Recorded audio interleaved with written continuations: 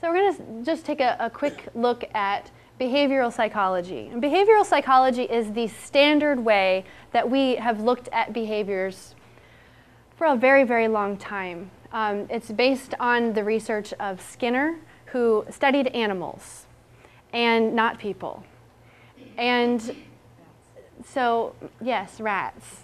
And so we have taken this, though, as our model of how we get to change behaviors. It was based on, the rat pushing the pedal and getting the pellet of food, or receiving an electric shock and then the behavior would stop.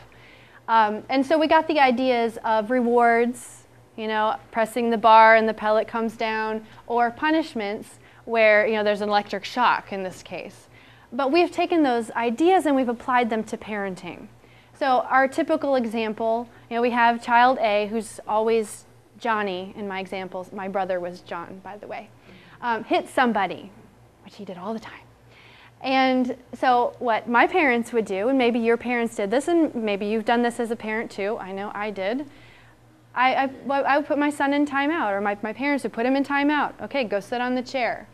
And then supposedly, child A, Johnny, stops hitting. This is the theory behind behavioral psychology. So we are removing the child from the situation, from our positive reinforcement, and the behavior should stop.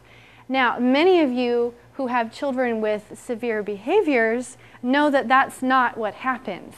That if you remove a child and put them in timeout, they don't come back and say, oh, wow, I'm so sorry that I hit, my sister. They don't do that. They aren't sitting there thinking about, what they did and how they shouldn't have done it and how awful that was and how awful that other person must have felt. They're thinking about how mad they are at the parent because they just put them in timeout. They aren't thinking. There's no learning happening there. They might stop it. They might not. More than likely, they don't. The other side of this behavioral psychology is offering rewards. So the sticker. If you clean your room, I'll pay you. I'll give you a sticker.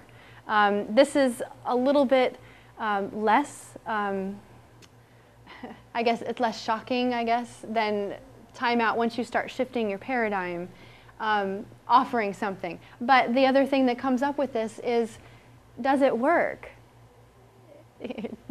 Jody's in the back shaking her head. No. I know for a long time I was trying to offer rewards to my son. Clean your room. I'll give you this. I'll take you here. I'll do this for you. His room never got cleaned. It got messier and messier. The piles got higher and higher and higher. The room didn't get cleaned. And so that didn't really work. Does this work for anybody? No. Okay. So some questions to ponder. Do they work? And we're all kind of going, it might work a little bit. What does it do to the relationship? Go back to Johnny sitting in timeout. What does that do? How does he feel about the parent at that point? How does he feel about your relationship? Does it create more connection or more disconnection in your relationship? Our parenting decisions that we make have a profound influence on how things go in our homes. So parenting information, when you start looking at the books, is really confusing. Has anyone picked up a book and it says one thing and then gone and picked up another book and it says the opposite thing? And then you pick up a third book and it says something entirely different? And you stand back and you look at them and you say, but what's right? How do I know? How do I know who I should listen to? And that's one of the reasons why we are doing things like this, is because we need to give you the information. We are looking at research. There is a wonderful, wonderful study, and it was done by Harvard. You can't get any more prestigious than that. And it was on the importance of holding your children.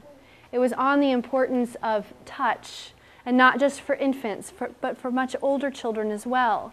And I read it and I was so excited. I said, oh, it's finally making it. It's finally getting out there. I've known this for a long time, but I haven't seen it in the parenting books.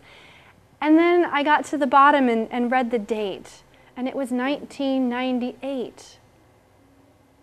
It had been 10 years since that study came out, and I hadn't seen any big changes in the parenting information. I didn't see, the floods of things I would expect to see after a big Harvard study like that, the press, nothing. And so it's really important that you find sources that will get you some of that information.